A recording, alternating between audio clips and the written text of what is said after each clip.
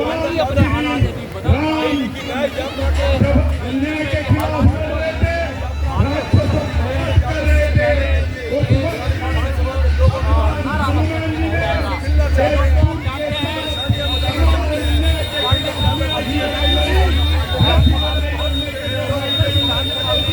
हमारे बीच एमएलए नहीं है हमारी विधानसभा की तरफ से चुनाव में तो 2000 सम्मान देना चाहते हो, आशा करते हैं कि इसमें वो सफल होंगे और दिल्ली के लोगों को न्याय मिलेगा।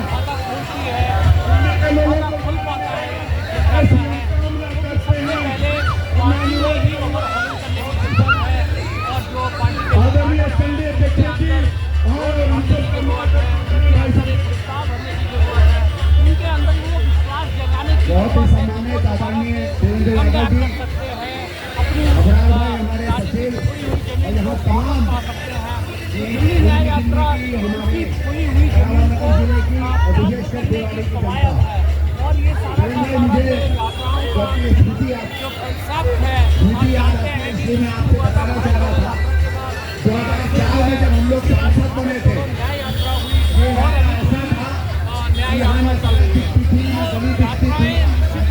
मुझे याद है यहाँ कभी समय बीत गया है और एक पार्टी में लोगों के लिए लोगों की याद में नहीं है। ये हमारी जो तरीके से हमारी उस समय कॉलोनियाँ मानी जाती थी, इसमें एक ईंट नहीं लग पाती थी। सुप्रीम कोर्ट का भी ऑर्डर तमाम लोगों का ऑर्डर था कि हमारे यहाँ काम नहीं होता। हमारी मुख्यमंत्री शीला दीवान उस समय कांग्रेस की सरकार में दो बहुत महत्वपूर्ण कदम उठाए। और मेरा मानना है कि यदि SC/ST के फंड से तो मेहनत का जितनी फल कभी बातें निष्फल हो नहीं जाता कमी थी उतना धीरे धीरे गलियों का काम करना शुरू हुआ और उसके बाद 2008 और 9 में हम लोगों ने जो बिल पास कराकर जो प्रोविजनल तरीके से कॉलोनियों को हमने पास किया, यहाँ लोग याद रखेंगे कि जहाँ एक ईंट नहीं लग सकती थी। और मुझे याद है मैं उस समय दिनेश चौहान जी हमारे विधायक थे, उनके साथ आया करते थे। 15-15, 20-20 फुट के गड्ढे भर के हम लोगों ने यहाँ सीमेंट की सड़कें, सुएज की पाइपलाइन और बिजली की पाइपलाइनें बनवाई थी।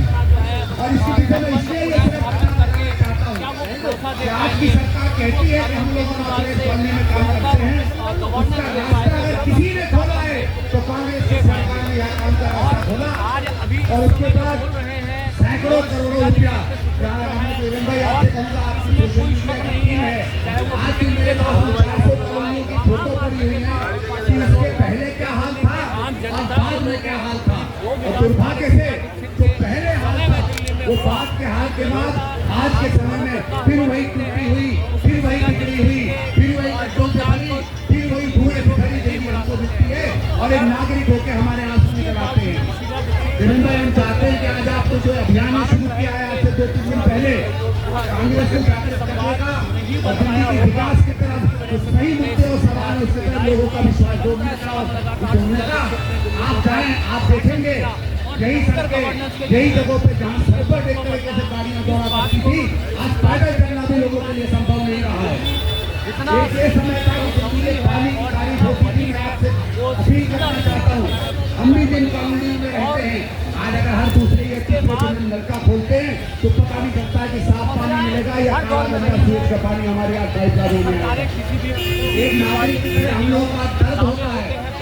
इसीलिए मुझे पूरा विश्वास है कि अगर आने वाले चुनाव में मुझे मालूम है आपका कार्यक्रम जागृति का है, न्याय दिलाने का है, लेकिन न्याय हम चाहते हैं, विकास का न्याय हम चाहते हैं, टूटी हुई सड़कों का न्याय हम चाहते हैं, बिगड़ते हुए अस्पतालों का न्याय हम चाहते हैं, रोज जो हवा में हम लोग जहर पीते उसका न्याय हम चाहते हैं। जमुना जी में सैकड़ों सालों से हम लोग यहाँ छठ की पूजा किया करते थे, शर्म है कि आज एक जगह भी हम उस जमुना जी में हम छठ की पूजा नहीं करा रहे, उस न्याय के हम आपसे आज गुहार मांगते हैं। न्याय हम मांगते हैं उस पेंशनों की जो बंद हुई है, न्याय हम मांगते हैं गरीब परिवारों की जिनका राशन कार्ड नहीं बन पा रहा है, न्याय हम चाहते हैं उस दिल्ली की जो एक समय में चमकती हुई दिल्ली कही जाती थी और आज वही विकास के लिए सशक्ति हुई दिल्ली बन गई है।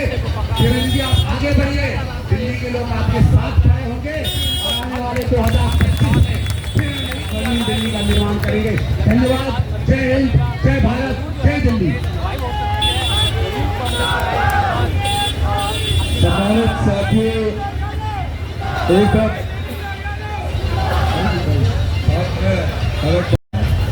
क्योंकि आप लोग तो रहे हो, उनका चेहरा ही काफी है। अच्छा, मैं एक बार सभी से रिक्वेस्ट करूंगा,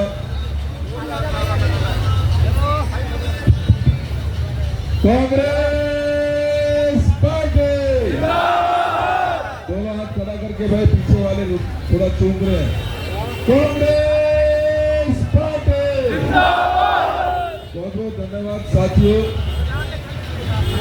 जैसा कि आज में संदीप भाई ने बताया कि आज ये 5वां दिन है, हम लोग दिल्ली की सड़कों की खाक छान रहे हैं, लोगों से मिल रहे हैं, लोगों का दुख और दर्द जानने की कोशिश कर रहे हैं, उनके दुख में शामिल होकर उस दुख को, उस पीड़ा को, उस परेशानी को कहीं ना कहीं हम फील करने की कोशिश कर रहे हैं।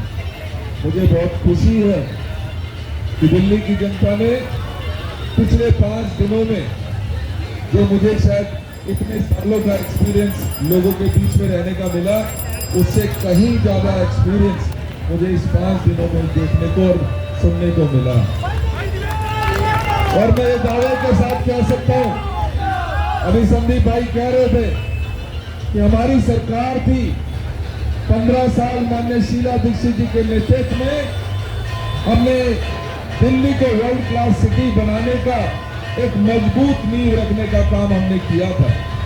चाहे उसमें अनऑथराइज्ड कॉलोनीज हो, चाहे रीसेटलमेंट कॉलोनीज के क्षेत्र में विकास हो, चाहे हर रोज बनते फ्लाईओवर हो, मेट्रो की लाइन बिछनी हो, या एनवायरमेंट के मुद्दे पर अगर किसी ने मजबूती के साथ बेहतर तरीके से काम करने की शुरुआत की, तो वो भी माननीय शीला दीक्षित जी थी।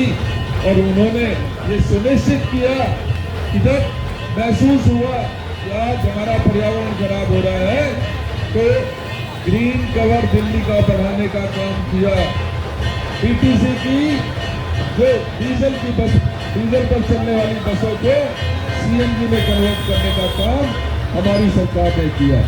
और मुझे खुशी है कि जब महसूस हुआ कि केरोसिन ऑयल की वजह से दिक्कत और परेशानी हो रही है, तो फ्री सिलेंडर देकर हमारी सरकार ने लोगों को एनवायरमेंट फ्रेंडली बनाने की कोशिश की।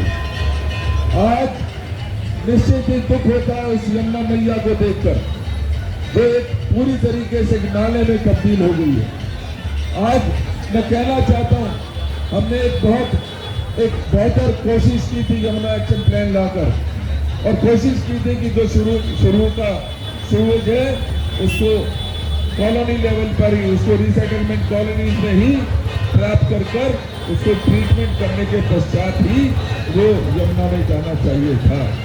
लेकिन आज 6300 करोड़ रुपए यमुना मैया के ऊपर खर्च हो गए, लेकिन हालत क्या हुई, बद से बदतर हो गई। आज गंदे नाले में हमारी मैया तब्दील हो गई। कौन जिम्मेदार है? मैं पूछना चाहता हूं आपसे, अगर आज हमारी बुजुर्ग महिला को पेंशन नहीं मिल रही तो कौन जिम्मेदार है? आज हमें मजबूरन गंदा पानी पीने को मजबूर होना पड़ रहा, तो कौन जिम्मेदार है? आज गरीब आदमी को अगर राशन नहीं मिलता तो उसका कौन जिम्मेदार है? आज ये टूटी सड़कें अपने आप में गवाही दे रही हैं इन लोगों के करप्शन की। इन लोगों के करप्शन की सच्ची गवाही अगर किसी को चाहिए तो वो आप यहाँ पर आ सकते हैं, दिल्ली के किसी कोने में जाके देखिए, आपको नजर आएगा। और मैं इस मौके पर कोई आप वादा भी याद दिलाना चाहता हूँ। मोदी जी भी बड़े लंबी और बड़ी बड़ी बातें किया करते थे। वो कहते थे कि हम आएंगे तो महंगाई कम कर देंगे, हम बेरोजगारी कम कर देंगे। आज मुझे दुख होता है, जहाँ महंगाई 7वें आसमान